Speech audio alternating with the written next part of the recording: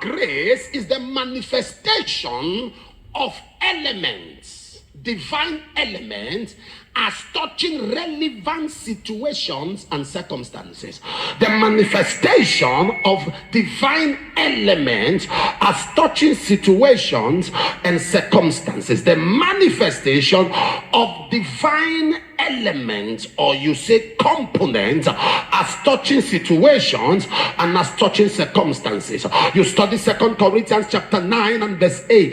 The Bible says, and the God is able to make all grace abound towards you, that you always having all sufficiency in all things, you will abound unto every good work. The God is able to make all grace abound towards you, that you always having all sufficiency will abound unto every good work. If you study Genesis 25 and verse 5, and Abraham called his son was called Isaac, and he gave him all that he had. Then if you read verse 6, he said he called the sons of the concubines and he gave them gifts.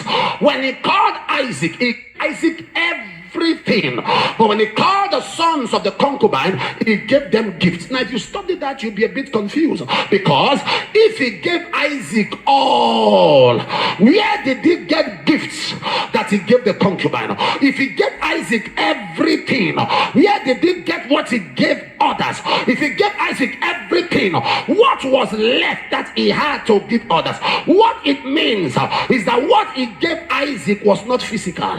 What he gave Isaac was not tangible. What he gave Isaac was what made him Abraham. It is called grace.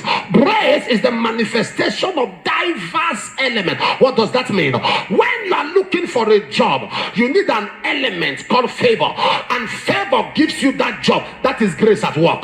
When you get that job and people become jealous of you, you need an element called dominion to silence them. That is grace. When you now get dominion and these people are put under your care, you need an element to control them. That is called wisdom. That is grace. Am I communicating here? When they are not under your care, you need an element so that you can produce results. That is productivity and fruitfulness. That is grace. So the word grace is diverse elements manifesting in different situations. Are you following what I'm talking about? Do you understand it now? In different situations and circumstances. When God made man, he looked at Adam, he said, you are made in my image and after my likeness. Now that was enough. Man was good. Man had hands. Man could talk. Man could reason. Man was different from other animals because man had the image, man had the likeness of God. But God said, no, if I release you with just my image, if I release you with just my likeness, that will be a question on my product. That will be a question on my ability to produce outstanding product. So I add something to you. Be fruitful, multiply, have dominion, replenish the earth and subdue it. That means God is saying, I am not just making a product, I am empowering the product. I am making the product outstanding. Genesis 1 verse 28. Be fruitful, multiply, replenish the earth, have dominion, subdue it. Am I talking to now? He said the God of all grace. The place where we were, the Bible says that asses were missing and they went out to search it. Whether you are aware or you are not aware, in this life everybody is looking for something. Life is a search. Success is a discovery. Life is a search.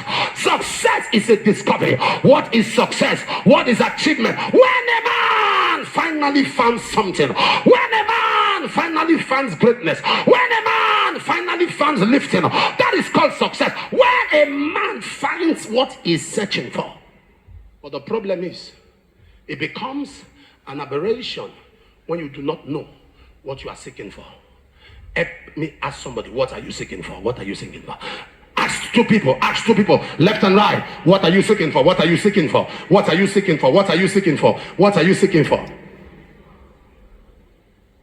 What are you seeking for? What are you seeking for? came from, I think from the UK, I can't also. And I got to church. There was one of our brothers in the protocol. He has been so committed and so faithful. So I decided that that day I was going to change his life. It was just an impression. Now, when we do that, it's not because there is so much abundance. That is the mistake people have. I see a lot of people that travel from different places. They say, I want to come and meet Apostle Suleman to help me. Sorry, you are in the wrong place. If you came here for financial help, you are in the wrong place. Because before you came, you should understand that Apostle Suleman has a lot of members that need help. So those are my priority first. The husbandman is the partaker of the first fruits. That's my priority first. I am not liberal like that. I work by leading.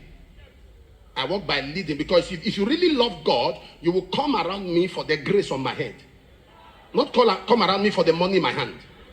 Mama and I need money more than anybody because we have so many people on our list. Anyway, I wanted to just help this guy. And I called him to my office. I said, tell me anything you want.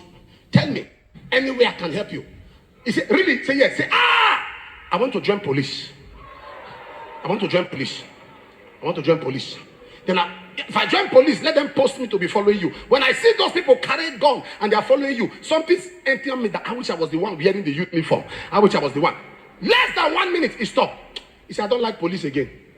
The way they normally talk to them, people normally saw all these papa police said, I want to work in the restaurant. That food thing.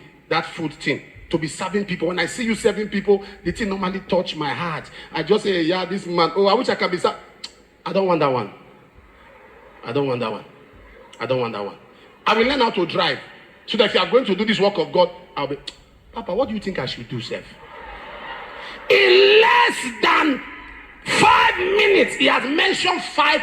That's an example of somebody who did not know what he wants. There are people who have no idea, grown-up youths, grown-up people who have no idea in life what they are looking for. Am I talking to somebody here?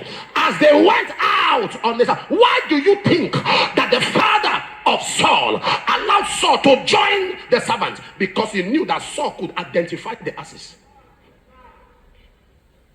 So, firstborn, you release him to the wilderness. Your first seed, you allow him go in the midst of the wilderness where there is tempest, where there are torrents. But he was aware that this one can identify. Not just any asses, but these particular ones. Am I talking to somebody here? The Bible says that Saul was goodlier. Saul, from his shoulder upward, there was no one like him, yet something was missing. You must get to a point where you understand.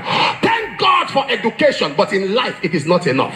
Thank God for being. There's a limit to which how you look, what you know can take you. At that point of your life, you need grace. Somebody shout grace.